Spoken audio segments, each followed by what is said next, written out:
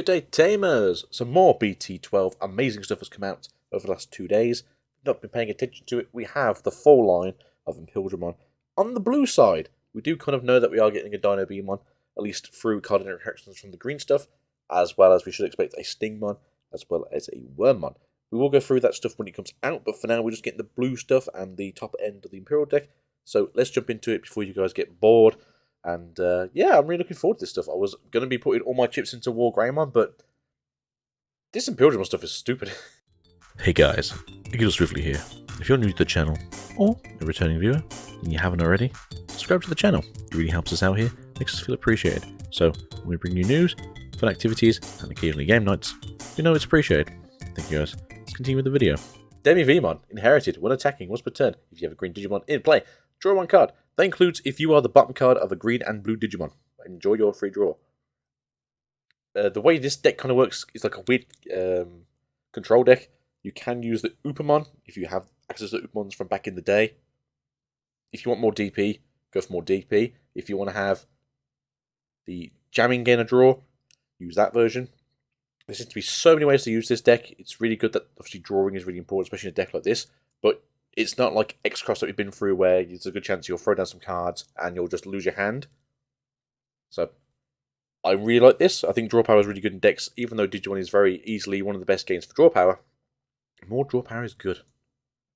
Vmon, on play. Reveal the top 3 cards of your deck. Add 1 Digimon card with Imperialdramon in its name, or 3 in its traits, and 1 tamer card. Davis, Moto, Miya. In their names, amongst them, to their hand. Place the rest at the bottom of the deck in any order. Inherited effect, end of turn. You may DNA Digivolve this Digimon and one of your other Digimon in play into a Digimon card in your hand by paying its Digivolution cost. Never says it, or I don't think it's like a textual error. What this means is another Digimon off its own level. So you'll see things maybe with Examon where it's like, oh, you can Digivolve from level 5s into Examons to having to have level 6s. You still need to have a level 4 to Digivolve into a level 5. X-Vmon! Your turn. When this Digimon would DNA Digivolve into a green Digimon card, gain 1 memory. Inherited. Your turn. While this Digimon has Imperialdramon in its name, or 3 in its traits, it gains jamming. The inherited effect is basically the exact same thing as the old X-Vmon from EX1, which has an amazing Ultimate card. If you've never seen it, go look at the Ultimate Cup stuff for this year. The card's fantastic. Next year, hopefully, should be Guilmon stuff. And I was still not going to be very good and I still won't be able to get anything for myself and paying through the nose. But no, the card's beautiful. It's coming down in price really crazy. It's probably the second best card at this one now. I do recommend it. And then the Your Turn effect, gaining a memory is really good, especially if you're going to be playing a hard green or you can play this hard to the field. And you go, going from 2 memory on your side of the field to 2 memory on your opponent's side of the field. If we do have the same Your Turn ability on the Stingmon, there's a good chance that you're going to get your 2 memory back, go to 0, and you can carry on doing your plays. Now, the next card is a bit weird because it doesn't really synergize with what we know this deck to be, but this is where I'm thinking that Dino Beamon's going to be, in turn, the opposite, whereas Dino Beamon in the last set was a very controlling DNA. I think Dino Beamon in this set is going to be quite aggressive in comparison. Hopefully, I don't want to be wrong. Imperialdramon, DNA Digivolving, blue level 4 and a green level 4. When Digivolving, trash the top 3 Digivolution cards of all of your opponent's Digimon. Then, if DNA Digivolving, until the end of your opponent's turn, 2 of your opponent's Digimon with no Digivolution cards cannot attack. End of attacking if this Digimon has Imperialdramon in its name or 3 in its traits, gain 1 memory. That is an inherited effect. I don't know what it says that for. Without the inherited thing in there, I do apologise. For those of you who don't understand, end of attack is if you don't instantly explode on touching something, either a Digimon or security, you will have an end of attack. It's not a stage or a step, it's just when you stopped attacking something. The awkward thing about Digimon is there are stages of certain things, but they don't necessarily have a phase in the game itself. The reason why this is good is because you're going to do a lot of DNA Digivolving. We'll see Davis in a minute and he's going to help you get to things where you want to get to. I'm doing a weird finger movement right here, right now, don't worry about it. But this Imperialdramon is very good at the whole controlling aspect of this game. We think that Stingmon might give you piercing, but we don't know for sure. The EX1, Stingmon gives you piercing in its inherited traits, so there's a good chance that we will get one that gives piercing. If it doesn't, you could always use that as an option, especially if you're very good at getting free memory at the start of your turn.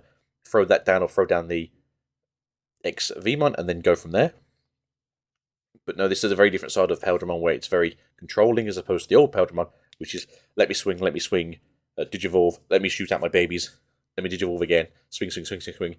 And that was kind of how that deck used to run.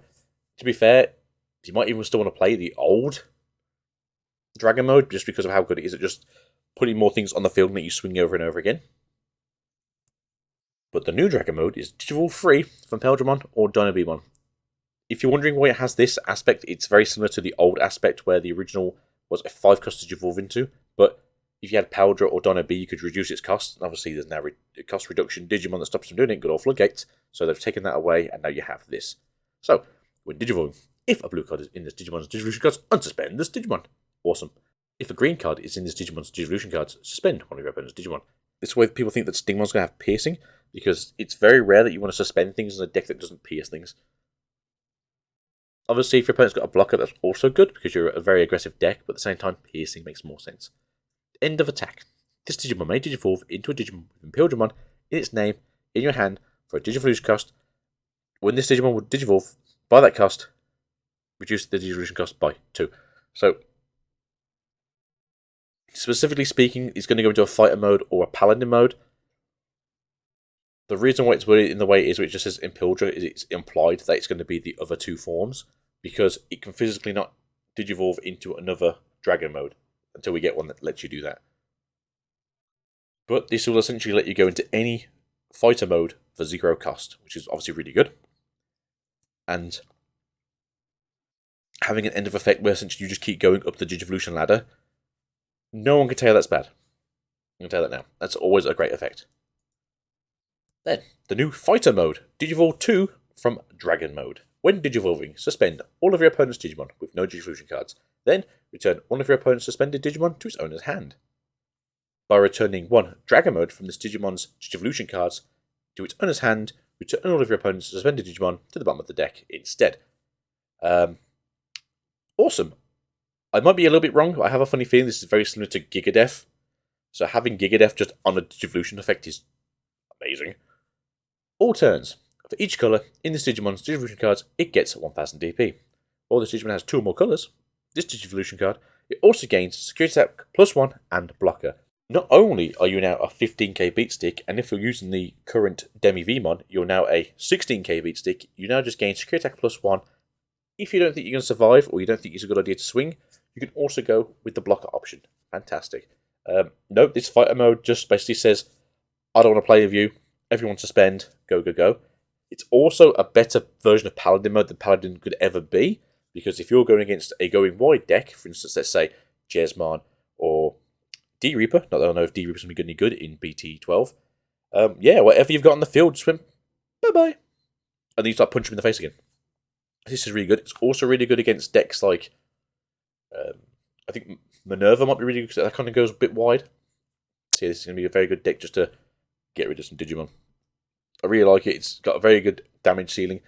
16k is kind of the upper echelon currently of Digimon cards, so you can swing into security. You can occasionally hit something that is going to give you a bad day, but for the most part, I think there's like maybe 1 to 2 cards in every deck. You do hit over the cap of Wyvern's Breath with 16k, so you'd have to worry about just instantly exploding into that. But obviously, be careful on the second swing, as that one might kill you.